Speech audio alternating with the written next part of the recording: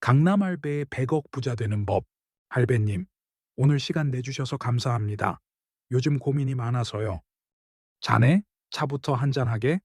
급하게 살면 놓치는 게 많아. 무슨 고민인가? 저 월급 모아서 부자 되고 싶은데 은행 적금만 들다 보니 언제쯤 될지 모르겠어서요. 주변에서는 주식하라, 부동산 사라, 다들 다른 얘기를 하는데 뭐가 맞는지 모르겠습니다. 은행 적금? 요즘 그건 장판 밑에 돈 숨겨두는 거랑 다를 게 없네. 이자가 물가 상승률도 못 따라가는데 말이야. 그럼 어떻게 해야 하나요? 일단 자네 부자가 안 되는 가장 착한 거짓말부터 버려야 하네. 착한 거짓말이요? 빚 내면 망한다. 이 말 들어봤지? 당연히 들어봤죠. 부모님도 그렇게 가르치셨고 주변 사람들도 다 그렇게 말합니다. 그게 바로 문제네. 아이러니하게도 부자가 아닌 사람들이 그 말을 가장 많이 하지. 진짜 부자들은 기업 키울 때도, 집 살 때도, 기회 잡을 때도 레버리지를 쓴다네. 레버리지요? 그게 빚 아닌가요? 통제되지 않은 빚은 독약이지.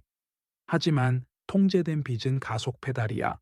삼성도, 현대도 빚으로 성장했네. 문제는 빚 자체가 아니라 그 빚을 어떻게 쓰느냐지. 그럼 저도 빚을 내야 하나요? 조급하지 말게. 먼저 물어볼 게 있네. 자네 연봉이 얼마나 되나? 5천만 원 정도 됩니다. 그럼 10년 전엔 3,500 정도였던 것 같은데요. 그럼 10년 뒤엔 글쎄요. 7천? 아니면 그대로일 수도. 바로 그거네. 강남할배가 보는 건 딱 두 가지야. 소득 성장률과 투자 수익률. 이 두 개가 곱해진 결과가 자네의 인생 자산이네. 곱해진다고요? 그래. 월급이 10년 동안 그대로면 아무리 투자를 잘해도 한계가 있어. 씨앗이 작으면 아무리 좋은 밭에 심어도 열매가 작을 수밖에 없지. 먼저 몸값부터 올려야 하네. 몸값을 올린다는 게 구체적으로 뭔가요? 자네는 지금 회사에서 뭐 하나? 마케팅 일 합니다. 그 일로 10년 뒤에 연봉을 2억 받을 수 있나? 2억요? 그건 힘들 것 같은데요. 그런 방법을 바꿔야지. 같은 일을 하더라도 회사를 옮기든 프리랜서로 가든 창업을 하든 소득 구조 자체를 바꿔야 하네. 젊은 사람들한테 강남 할배가 투자를 덜 강조하는 이유가 있어. 돈도 없는데 무슨 투자냐는 말이지. 아, 그럼 일단 돈부터 버는 게 먼저군요? 그렇지. 500만 원도 못 벌면서 100억을 꿈꾸는 건 계획이 아니라 희망사항일 뿐이야. 하지만 소득이 늘기 시작하면 그때부터가 진짜 시작이지. 그럼 그때부터는 어떻게 해야 하나요? 투자는 돈이 있을 때 하는 거네. 그리고 그 순서가 중요해. 강남할배는 이렇게 했지. 주식으로 종잣돈을 만들고 집을 사고 다시 주식으로 불리고 그 다음 부동산으로 확장했네. 주식이 먼저였군요. 저는 무조건 집부터 사야 한다고 생각했는데 집은 목표지만 첫 단계는 아니네. 주식은 빠르게 자본을 키울 수 있는 도구고 부동산은 그걸 안정적으로 지키고 확장하는 도구야. 주식과 부동산은 싸우는 자산이 아니라 순서가 있는 자산이네. 그럼 주식은 어떻게 시작해야 하나요? 자네, 형님, 종목 하나만 찍어주세요. 이런 말 하려던 거 아닌가? 네, 창피하군요. 그게 가장 위험한 말이네. 강남할배는 종목을 안 찍어주지. 대신 논리를 주지. 논리와 업종이요? 그래. 자네가 투자할 회사를 고를 땐 네 가지만 보게. 첫째, 해외로 팔 수 있는가? 둘째, 반복 소비가 되는가? 셋째, 생활 속에서 쓰이는가? 넷째, 앞으로 유망한가? 예를 들면요. 불닭볶음면 알지? 국내만 팔면 한계가 있어. 그런데 해외에서도 팔리면 시장이 몇 배가 되지. 피부과 의료기기는 어때?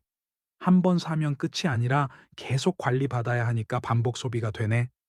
로봇은 이제 생활 속으로 들어오고 있어. 로봇이요? 그건 아직 너무 먼 미래 아닌가요? 예전엔 집마다 스마트폰 없었네.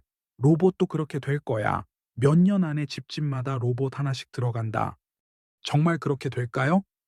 테슬라봇 나오는 거 봤나? 중국에서도 휴머노이드 만들고 있고 청소 로봇은 이미 흔하지 않나? 그게 점점 발전해서 집안일 대신 해주는 로봇이 나오면 그때 투자하면 늦어. 변화의 초입에 서 있어야 한다는 말씀이시군요. 바로 그거네. 변화의 초입에 서 있는 사람과 구경만 하는 사람의 차이. 그게 100억의 차이지. 할배님, 솔직히 여쭤봐도 될까요? 정말 10년 안에 100억이 가능한 건가요? 자네, 1년 안에 100억?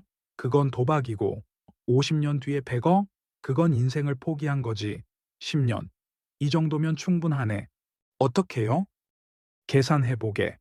자네가 지금부터 몸값을 올려서 5년 뒤 연봉을 1억으로 만들었다고 치자. 그동안 아낀 돈과 투자 수익으로 3억 정도 모았고, 그 돈으로 레버리지를 써서 10억짜리 집을 샀어. 5년 뒤 집값이 20억 됐다면 10억 차익이 생기네요. 거기에 계속 주식 투자로 불린 돈까지 합치면 100억까지는 아니어도 상당히 가깝게 가지. 물론 모든 게 계획대로 되진 않아. 하지만 구조가 있으면 그 근처까지는 갈 수 있네. 레버리지 얘기가 나왔는데요. 아까 말씀하신 대로 빚을 내서 집을 산다는 건가요? 그렇지. 하지만 아무 때나 내는 게 아니야. 빨리 가고 싶으면 가속 페달을 밟아야지. 다만 브레이크 없는 차는 사고 나기 마련이네. 브레이크요? 이자율보다 수익률이 높을 때만, 감당 가능한 범위에서만. 그게 부자들이 쓰는 레버리지네. 예를 들어 자네가 3억 있는데 3억짜리 집을 사면 집값이 20% 올라도 6천만 원이야. 하지만 7억을 빌려서 10억짜리 집을 사면 집값이 20% 올라도 2억이지. 엄청난 차이네요. 물론 위험도 있네. 집값이 떨어지면 손실도 레버리지가 걸려 있지. 그래서 타이밍이 중요해. 저금리 시대에 자산 가격이 오를 때 레버리지를 쓰고 고금리 시대엔 조심하는 거야. 그럼 지금은 어떤가요? 지금은 좀 미묘한 시기네. 금리가 높았다가 내려가려는 시점이지. 이럴 땐 현금을 모으면서 기회를 기다려야 해. 급하게 움직이면 다치네. 타이밍을 기다리는 것도 전략이군요.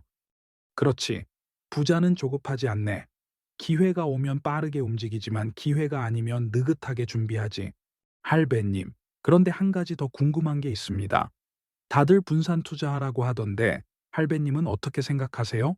분산 투자는 자산을 지키는 방법이네. 자산을 키우는 방법이 아니야. 젊을 때는 집중 투자로 빠르게 키우고 나이 들면 분산 투자로 지키는 거지. 집중 투자라니 위험하지 않나요? 위험하지. 하지만 잃을 게 별로 없을 때 안전하게 가면 기회도 없네. 자네 나이에 5천만 원 날려도 다시 벌 수 있어. 하지만 60살에 10억 날리면 회복이 어렵지. 그럼 지금은 공격적으로 가야 하는 시기군요. 다만 공격적이라는 게 무모하다는 뜻은 아니네. 논리 없는 집중은 도박이야. 확신이 있을 때, 논리가 있을 때 집중하는 거지. 이해했습니다. 그런데 할배님, 이 모든 걸 한다 해도 운도 필요하지 않나요? 운? 물론 운도 중요하지. 하지만 자네, 부자는 운으로 되는 게 아니네. 구조로 되는 거야. 구조요? 그래. 소득이 늘어나는 구조를 만들고, 자산이 불어나는 구조를 만들고, 레버리지를 쓸 수 있는 구조를 만드는 거지. 그 구조 위에서 기회를 잡으면 운이 따라오네. 그럼 저는 지금 뭐부터 해야 할까요? 첫째, 몸값을 올릴 방법을 찾게. 지금 하는 일로 연봉을 2배 만들 수 있나? 없으면 뭘 바꿔야 하나? 둘째, 매달 소득의 30% 이상을 저축하고 투자하게. 셋째, 세상이 어디로 가는지 공부하게. 로봇, AI, 우주항공, 바이오. 그 흐름 속에서 기회를 찾는 거야. 30%요? 그게 가능할까요? 월세의 생활비에 빠듯한데요. 자네 월급이 500이면 150을 저축하라는 말이네. 불가능해 보이지? 하지만 말이야, 부자 되는 사람들 보면 공통점이 있어. 젊을 때 절약을 습관으로 만든다는 거야. 그래도 현실적으로 소득이 늘 때마다 생활비를 같이 올리면 평생 가난하네. 아, 라이프 스타일 인플레이션을 막으라는 거군요. 바로 그거야. 강남 할배가 젊었을 때도 그랬네. 월급이 오르면 친구들은 차 바꾸고 집 넓히고 옷 사고, 강남 할배는 똑같이 살면서 늘어난 돈은 전부 투자했지. 쉽지 않을 것 같은데요. 쉽지 않지. 하지만 자네, 10년 뒤에 어떤 모습이고 싶나? 여전히 월급쟁이로 살면서 매달 통장 잔고 걱정할 건가? 아니면 자산이 자네를 먹여 살리는 단계로 갈 건가? 당연히 후자죠. 그럼 지금 불편함을 감수해야지. 부자는 젊을 때 남들이 안 하는 걸 하고 늙어서 남들이 못 하는 걸 하는 사람들이네. 네. 근데 어떤 업종이 좋을까요? 업종보다 중요한 건 트렌드네. 지금 세상은 어디로 가고 있나? 첫째, 고령화. 둘째, 자동화. 셋째, 우주로의 확장. 이 세 가지만 봐도 답이 나오지. 고령화요? 그래. 사람들이 오래 살면 뭐가 필요할까? 건강, 의료, 바이오, 특히 피부과, 성형, 건강기능식품, 이런 것들은 나이 들수록 더 많이 쓰게 돼 있어. 자동화는 아까 말씀하신 로봇이고요. 맞아. 그리고 우주. 일론 머스크가 스페이스X로 뭐 하고 있나? 위성 인터넷, 우주 여행, 화성 이주? 이게 다 꿈 같은 얘기지만 20년 전에 전기차도 꿈 같았어. 지금은 테슬라가 시가총액 1위를 다투고 있지. 불가능해 보이는 게 현실이 되는 속도가 점점 빨라지고 있어. 그 변화를 먼저 보는 사람이 부자가 되는 거지. 그럼 할배님은 지금 뭐에 투자하고 계세요? 강남 할배는 이제 늙었으니 안전하게 가네. 배당 나오는 우량주, 빌딩 몇 채. 하지만 자네 나이라면 로봇 관련주, K뷰티, 우주항공, 바이오. 여기에 집중하겠네? K뷰티요? 화장품 말씀이신가요? 그래. 한국 화장품이 전 세계로 팔리고 있어. 중국, 동남아, 미국까지.